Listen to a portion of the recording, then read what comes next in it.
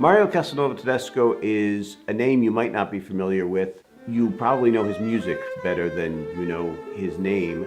He was born in Florence just before the turn of the century and began kind of a normal composing career there. He was patronized by musicians like Paderewski and Toscanini and Heifetz and Andres Segovia, and had kind of a thriving career until the rise of fascism and had to come over to the United States. So Toscanini sponsored him to come over to the United States, and Heifetz found him a job at MGM Studios composing movie music. We kind of think of certain Hollywood sound. We think we know what Hollywood sounds like, and you may think that Castelnuovo-Tedesco's music sounds like Hollywood. It doesn't. Hollywood sounds like Castelnuovo-Tedesco. He wrote over 200 films for MGM, and together with Erich Korngold and Miklos Rozsa, they really defined that sound. John Williams was his student. He taught John Williams, he taught almost the entire generation of Hollywood composers that live now. When John Williams was here and doing his own concerto with Yo-Yo Ma, I had the chance to talk to him a little bit about his work with Mario Castelnuovo-Tedesco. What John Williams told me is that everyone brought their scores to Mario, and everybody kind of got their advice. He launched the whole next generation of symphonic composers. When I was probably 12 or 13 years old, I read Gregor Piatigorsky's autobiography, Cellist, and there's a passage in there where he talks about learning this concerto and debuting it with Toscanini. And I always wanted to hear a recording of it, and it was never something that had been released. When I finally got to Juilliard, when I was 19 or 20, I went and looked in the public library trying to see if there were any archival recordings from that concert, and I could never find anything about it. Now, after 30 years of looking for this concerto, I'm finally seeing the notes for the first time. Probably the rental parts we had not been touched in 80 years. They sent the composer's piano reduction along with it, and with no recording, the only way you can know what it sounds like is to learn it.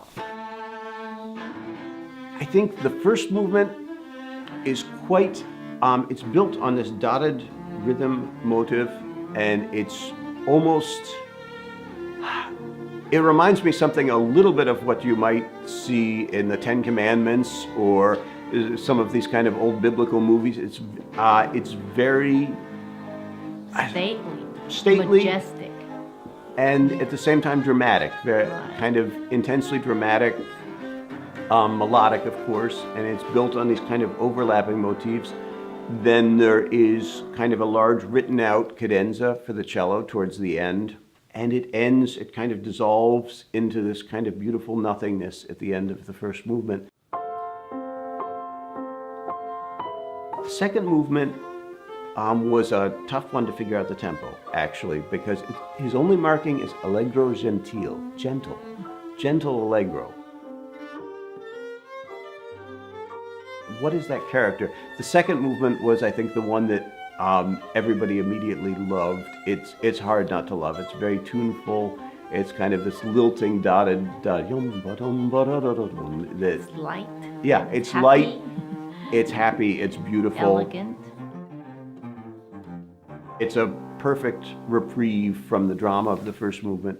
And then the third movement begins, and it opens very untraditionally. The orchestra plays for about 4 measures, and then there's a big cadenza for the cello. Again, a second cadenza, and it's really exhausting to play. And then it finally comes out, you feel like you've just left everything on the floor, you know, you've given everything, and then the orchestra comes in and you start to play the movement for real. It's fantastic. It has a rhythmic buoyancy, I would say. And it's very stormy. It's got the fire, it's got the passion. It's very lush and rich music. So you can sing to it, beautiful tune, beautiful melody lines, but great harmony. You know, parts of it very pretty, parts of it very dark. It's very huge contrast between the movement, and then lots of colors, lots of palettes of colors and shades. I think we're both kind of so excited to hear the first time we hear this with a full orchestra.